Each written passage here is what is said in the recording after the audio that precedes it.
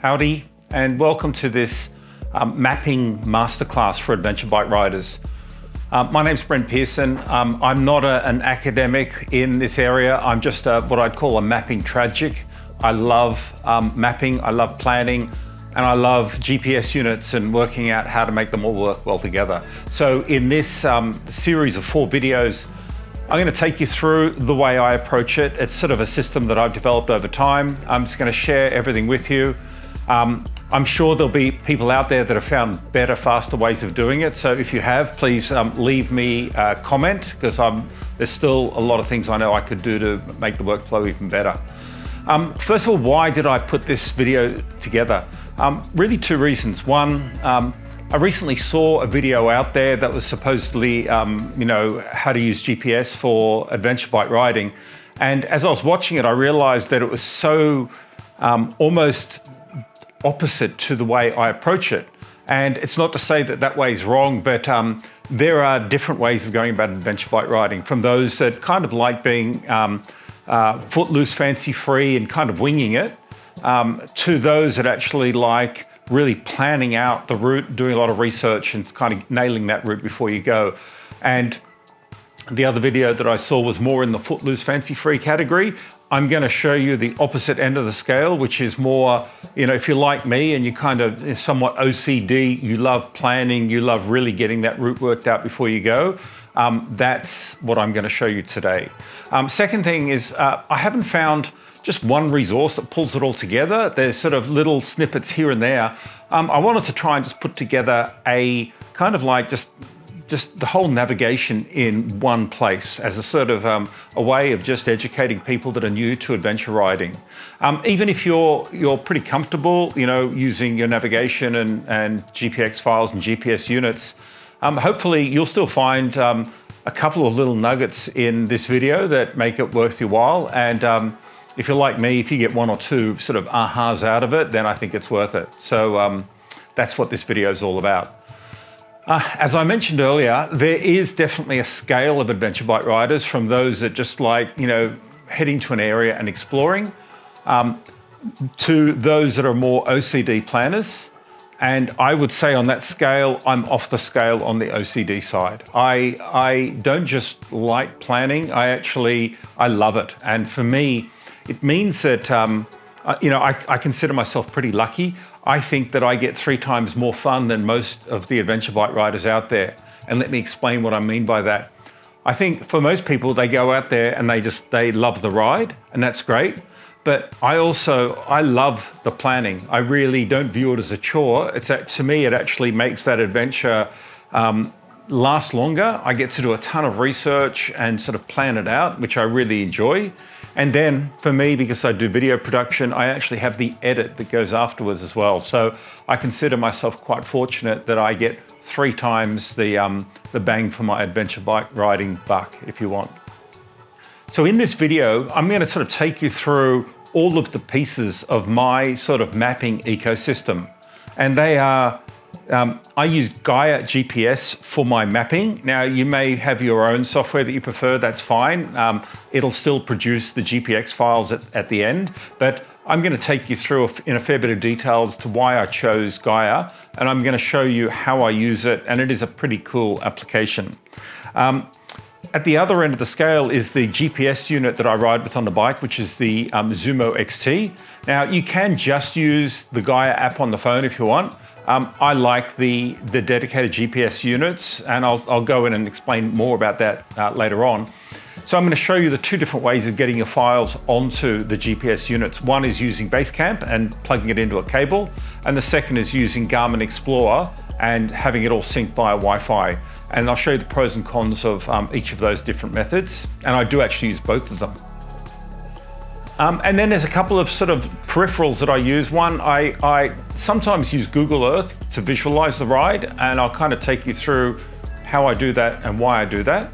And then the last part is I use my Garmin InReach to actually send tracking data when I'm out on the ride back to Explorer, so that friends can actually track me on the ride. And that can just be from a sort of curiosity perspective, or it can be from a real safety perspective. So this is the ecosystem that I'm going to be walking you through over this series of 4 videos.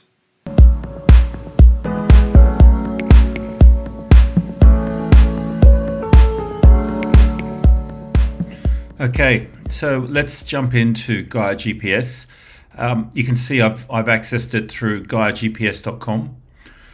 It's worth pointing out that there's a free version and a paid version, and I do strongly recommend the paid version, mainly because it gives you this offline use. So it allows you to download the maps and use it offline. I think I'm on this $2.33 US per month. So if I log into my Gaia GPS account. Okay, so first thing I'm going to do is I'm just going to take you through and just show you the main parts of Gaia. You can see it's actually brought up it's brought up 2 rides that I'm currently in the process of planning right now. One of them is a Flinders Simpson crossing ride, and the second one is a New Year's Eve ride down here. All the rest of my tracks and routes are all hidden from the system. Okay, so starting over the left-hand side, you've got sort of 3 creation tools here. So the first is to create a waypoint, and that just allows you to, create a marker or a point anywhere. You can give it a name, and you can also just change the symbol to for that waypoint. And we'll get into waypoints later on. The second is for creating a route, and creating a route allows you to literally create. Basically it's a path between 2 points, and it does do routing across roads and tracks and things like that. So that's what the second one is, creating a route. And then the third one lets you create an area. So if you want to highlight an area that you're planning to ride in, for example, I can actually now just draw essentially a polygon around an area, and I can give it a name.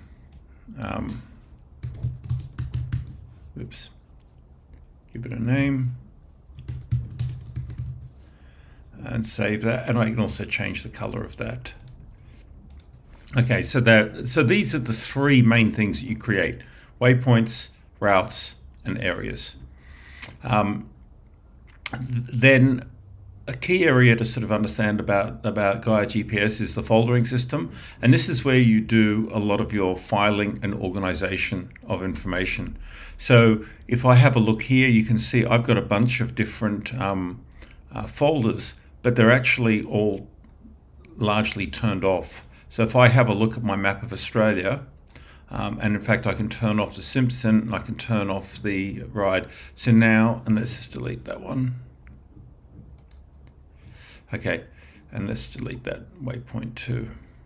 All my GPX tracks organized. So for example, if I turn on Sydney South, it will bring up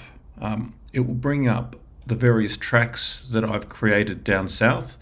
And you can see, including I've highlighted an area of Dewar National Park.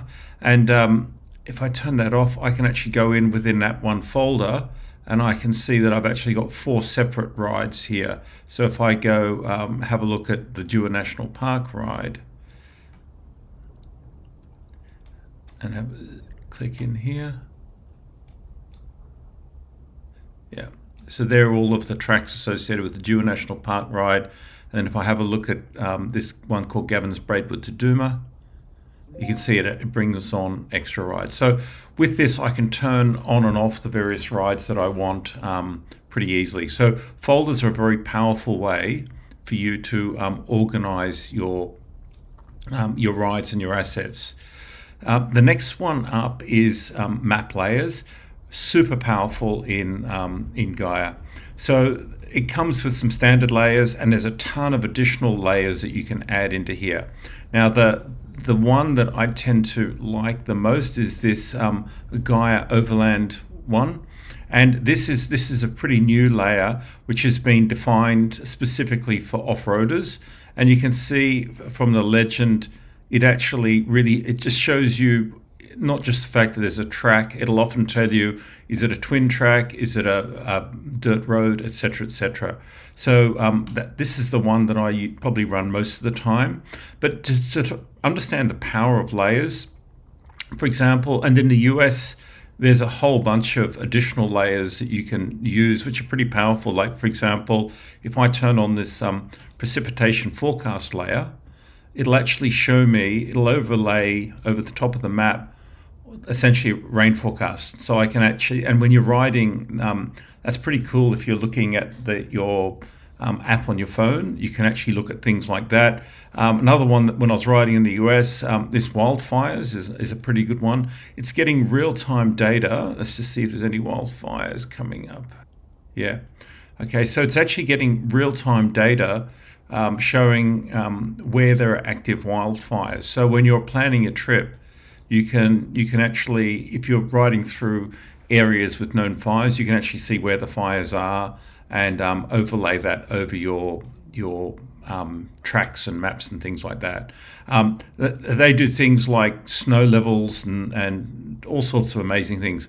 We don't have that many in Australia, but we do have some of the other ones that we've got. If we go back to Australia, for example, we've got satellite view. So I can pretty simply flick between satellite view and turn that off and go to my overland view.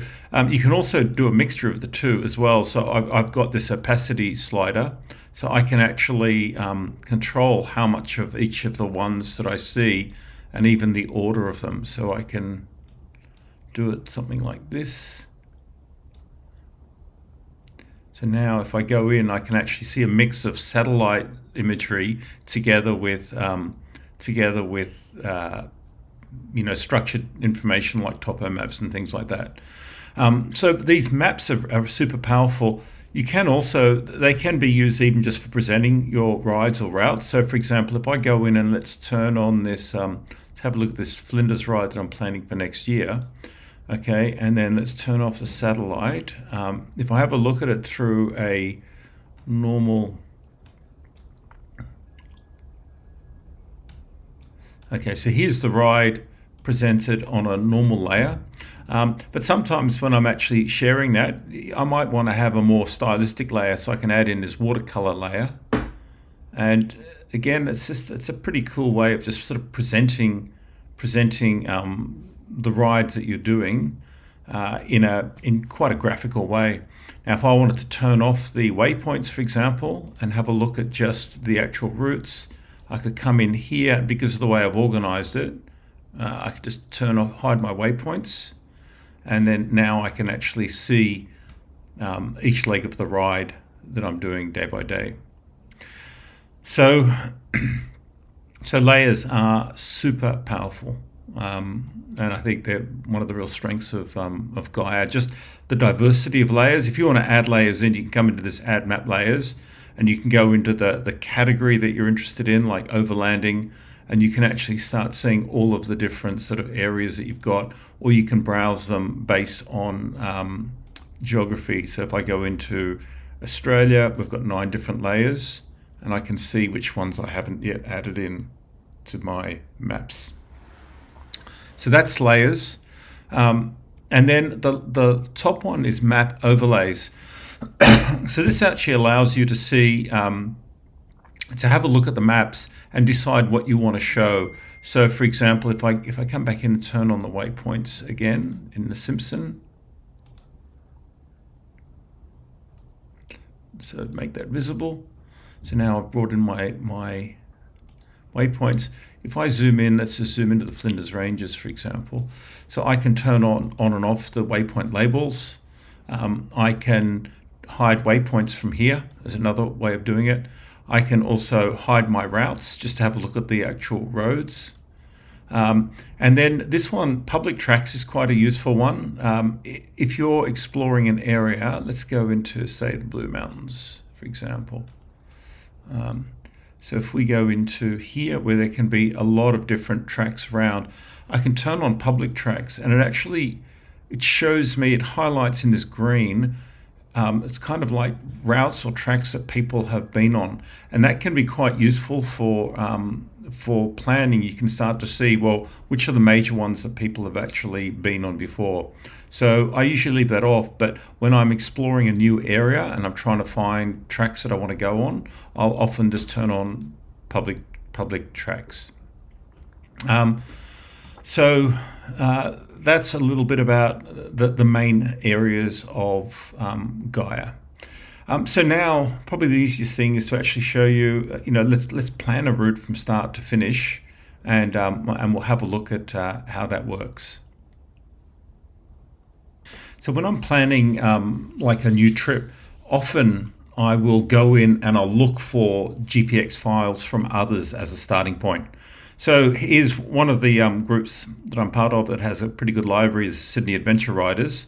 So if I go into the files library there, and let's say I'm interested in doing a trip down around Jindabyne. So here's a GPX file called Jindabyne to Crookwell.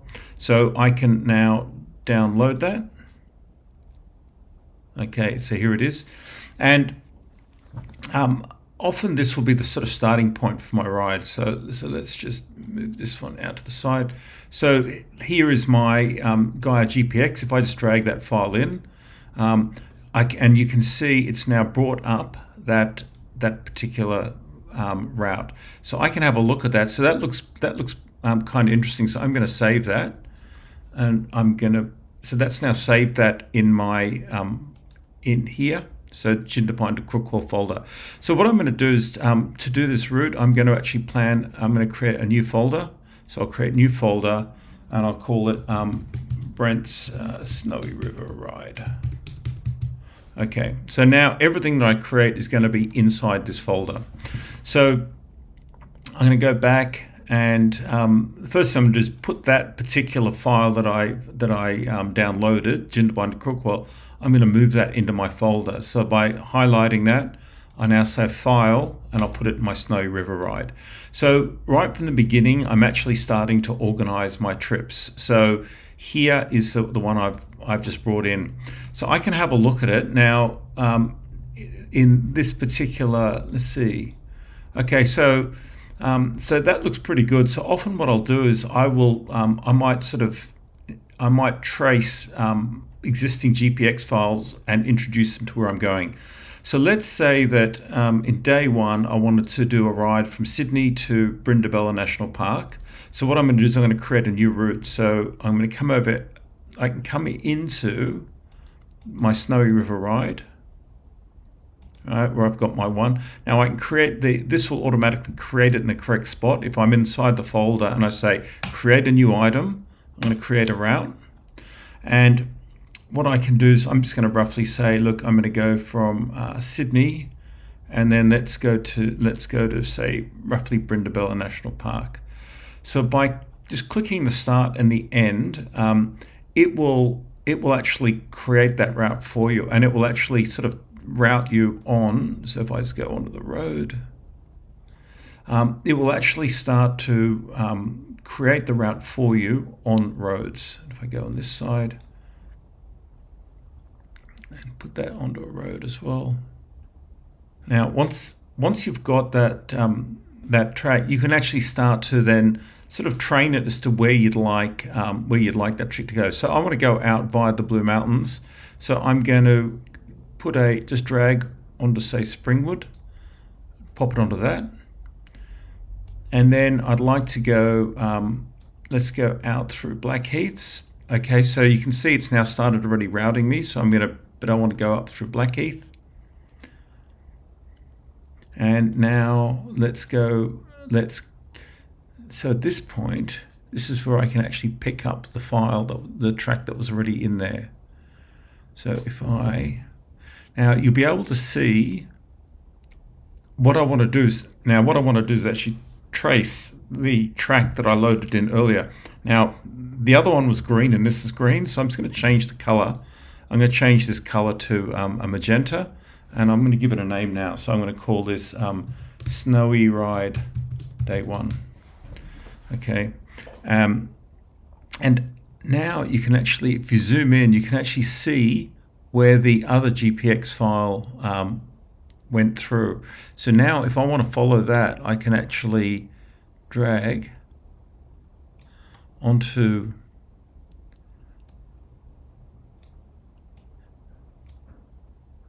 so I'm actually now going to just trace over that that previous one, and you can see that it is actually it's automatically doing the routing, but I actually want to follow that GPX track that was put in there. That's looking pretty good.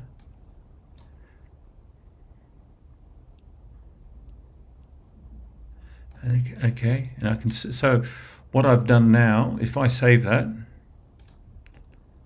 okay, and then I go to these two items and I can turn off and turn on the visibility.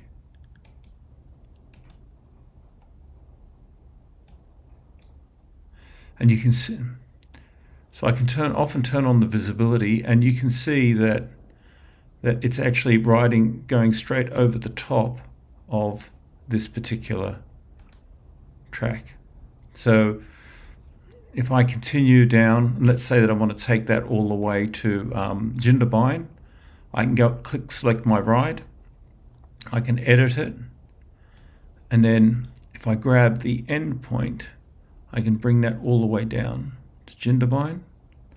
Okay, now I didn't grab the end point, so all I can do is select this point and say delete that. And now this becomes the end point. Now you can see it's not following, it's taken the fastest route. So, and you can see this faint green line here. That's the route that I want to follow. So I'm just going to drag it across. And you can see now it's large. Okay, so it's largely picked that up and it's followed it exactly. So you don't have to sort of trace these files out sort of bit by bit. Often with Gaia, the actual routing will sort of follow a pretty logical track. Now, actually, you can see that down the bottom here, it hasn't followed it. So I'm just going to come back and say edit Snowy River Ride 1, and I just drag it anywhere. I've got to say edit, and then just drag anywhere across onto that track, and you'll see it'll just take a second. Put this one back. So just by using these shaping sort of waypoints, I'm going to get it to largely follow. There, it's not quite. Okay, that looks pretty good.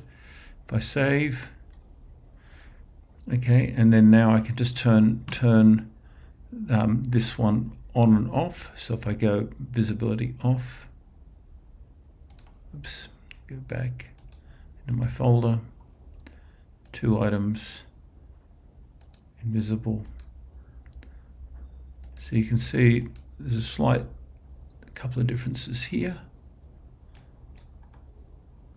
Okay, so this route's not quite following it. So if I want to edit that, I'll bring it up, edit, and it's going there. Now the original one's actually a bit hard to see because it's sort of green on green. Let's see how that, I want to go on exactly the same trails. And then here.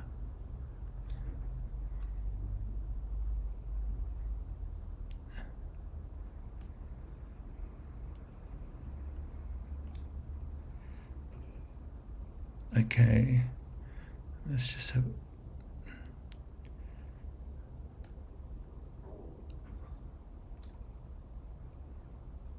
Okay, so now that looks like it's perfectly matched. So if I just now go back into my folder, oh no, it's not quite perfectly matched. There's still a little bit that's not quite the same. But I'm just going to, just to make it easy, I'm just going to go into my Jindabyne one. I'm just going to change the color, so edit.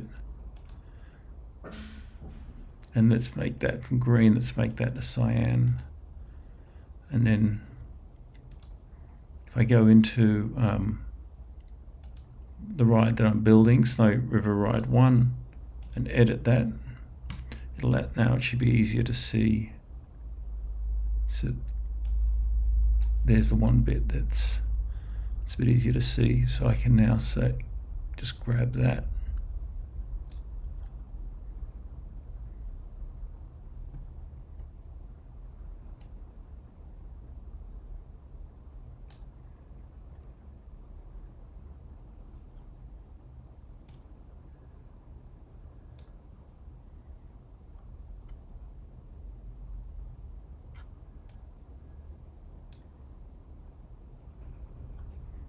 Okay, there may be some times where it won't actually follow the path, and it may not have the actual data for being able to route through that path. And if that's the case, I usually just manually create a few waypoints so that it does kind of resemble the shape of the line, and that will still be enough to navigate with.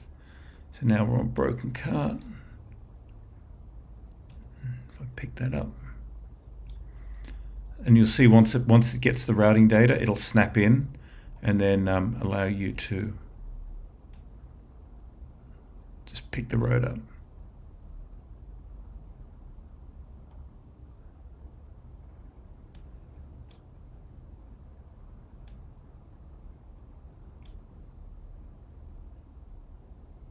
There we go.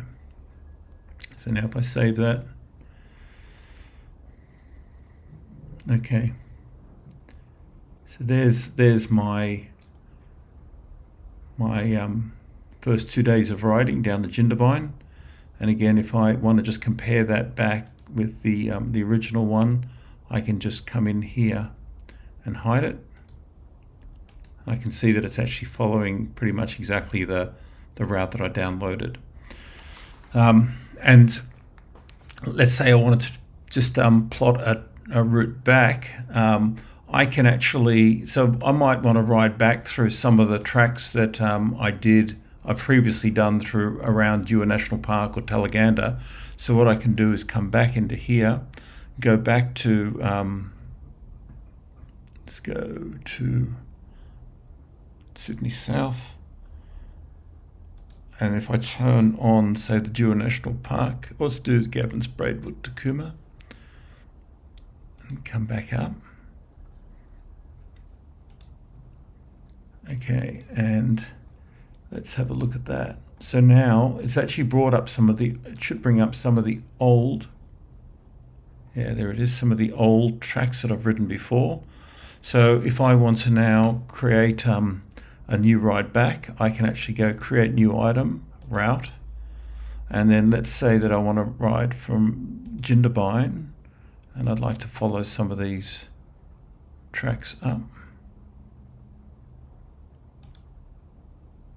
Go up through Braidwood, and then we'll just sort of beeline it back to Sydney just for speed. Okay, so let's have a look at that. Okay, and again, if it hasn't quite followed the path that I want, so what I'm going to do is come in here, and this new one, I'm going to edit it. Let's call it Snowy Ride Day 3, and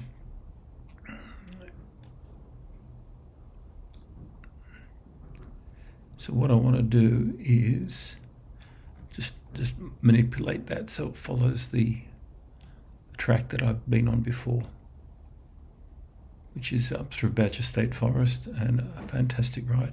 Okay, so it's done that. Okay, let's say I'm pretty happy with that. I'm going to change the color, and I'm going to make this one cyan.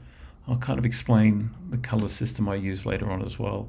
But now, if I go back and just have a look at my route right now, you can see the magenta line down here. That would essentially be day 1 and day 2's ride, and then coming back would be day 3 and day 4's ride.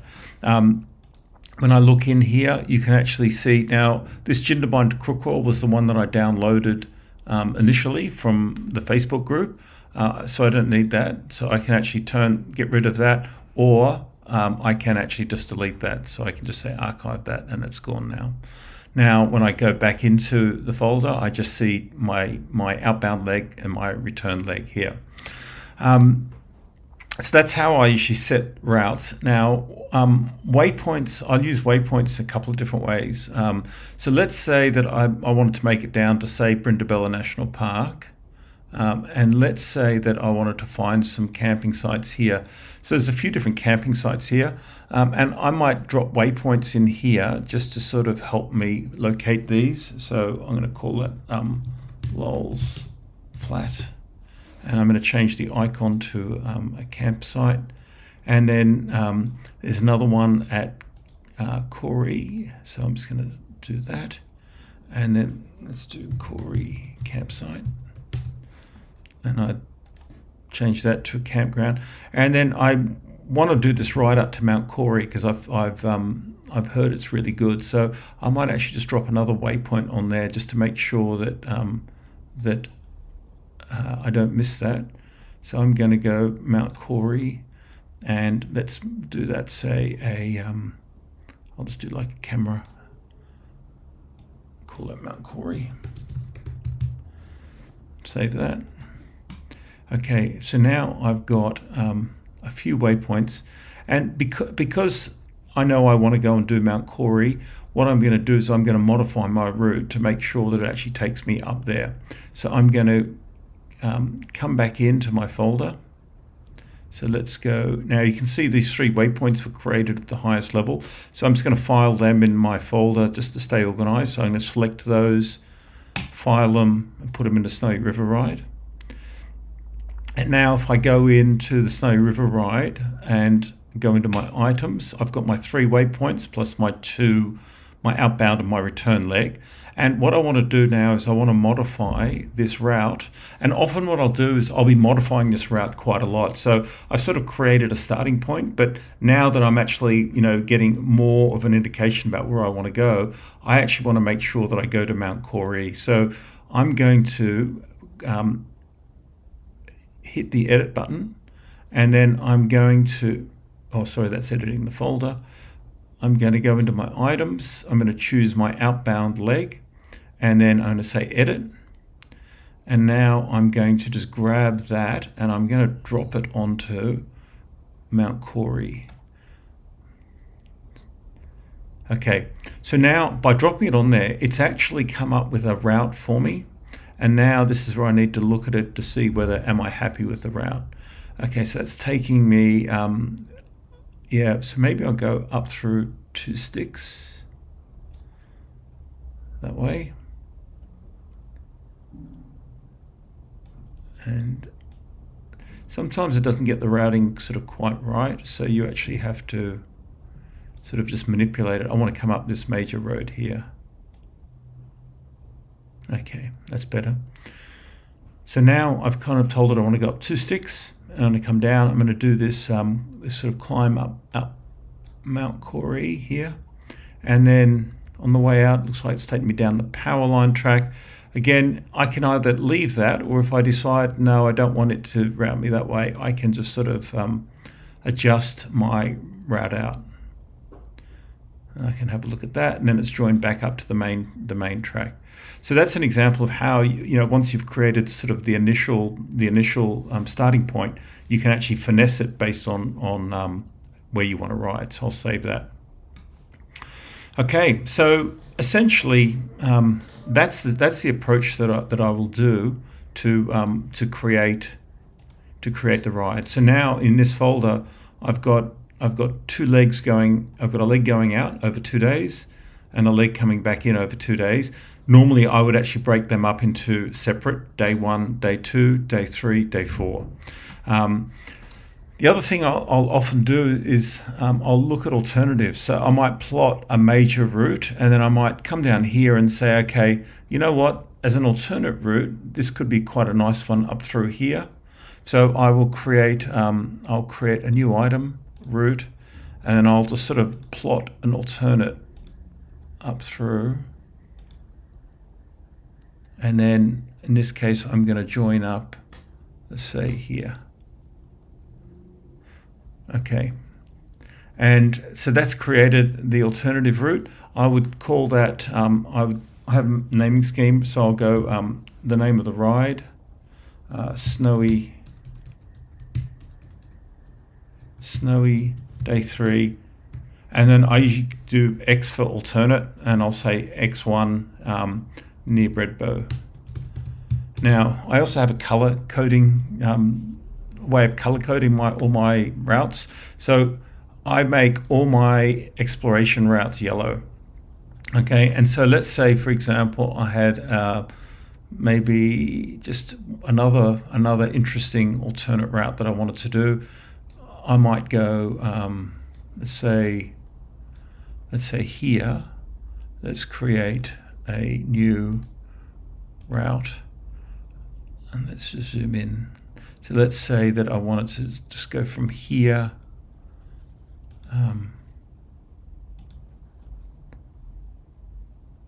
and down to Braidwood. Okay, again, I'm going to save that. Snowy Day 3 X2 via Guruk National Park, and again I mark this yellow, and I'll kind of explain just the color coding system that I've derived over time, and it works well for me. Okay, so let's have a look at a real ride that I've got planned, and I'll sort of show you my color coding scheme and how I organize the assets. So if I go into my folders, the rides that I've usually got coming up are usually sitting at the highest level. I haven't sort of filed them away in subfolders. So if I go into this one, New Year's Eve ride with Coco, and I click the I, it now brings up, I can essentially see the ride quite clearly here. And if I go into that folder, I can actually, so if I go in, I can turn off the waypoints in one go because I've got them all filed in a folder. And so now you can actually see pretty clearly what the actual route looks like. And again, if I wanted to share this, I might choose a more simplified background that will, again, make the actual route stand out. Or, for example, this watercolor is quite a nice one. So now you can kind of just see exactly where it is that we're going, and it sort of just declutters it. But I'll leave it on the main map now. So I've got a different color, and I tend to use for the main legs of my ride. So this is a 4-day ride. So day 1, we're going out on this cyan colored loop. And so we're going to finish somewhere down in Brindabella National Park. That's day 1. Day 2, we're going to place in Brindabella and Kosciuszko National Park. And we're going to finish down in Adaminaby. And then day 3, we're actually riding out through Talaganda National Park. But you can see I've got an alternative route here in yellow. And that tends to be, in fact, this one has been mislabeled. So if I just fix that up now, Coco, items, and if we go in and have a look at this one, and I edit that, so that should be yellow, and that should be X via Badger State Park. Okay, so great. So now if I go back, so you can see here, this is kind of how I do use alternatives. So my main route for day 3 is in cyan, but then I've actually got these 2 alternative ones in yellow. I've got this one here, which I call day 3 alternative 1, and I've got this one here, which is day 3 alternative via Badger State Park. So, and I'll usually make all of these visible on my GPS so that when I'm actually riding, I can come through here and I can know pretty quickly if I see 2 or 3 squiggly lines, I can kind of see, oh, okay, the cyan one is the main one, but the yellow ones are exploration routes if we have time, or they're alternatives if we need to shorten the route. And again, by having my waypoints filed into a separate folder, it means I can sort of declutter things pretty quickly. So if I now want to see if I go into, say, Brindabella National Park here, and I want to have a look at the potential camping grounds, I can just turn on my waypoints, And now I can see I'd already found all of the different campsites in that area, as well as the Mount Corey lookout. And I've turned those on. So I can sort of turn off and on the waypoints by keeping them filed quite neatly in that area. And if you want to sort of when I'm doing a really big trip, so last year I did the Flinders ride. So if I come in, and you'll probably see this is a slightly more extreme way of filing, but if I have a look at this Flinders run and turn that on, so here is I did my 8-day solo ride through the Flinders. Now you can see it looks pretty complex here because there's a lot of information. If I go into this folder, if I go into the Flinders folder, you kind of see how I've actually got it organized. So I've actually got, so if I want to turn off my supplies, my support tracks, my accommodation, my fuel and lookouts, then what I'm left with is just the routes that I'm planning to ride, okay? Now, if I want to look at just, for example, where the fuel is in the Flinders, I can turn on my waypoints which are around fuel, and it just brings me up my fuel stops. If I want to have a look now at, for example, supplies for buying food, you can see I've got those now coded as well.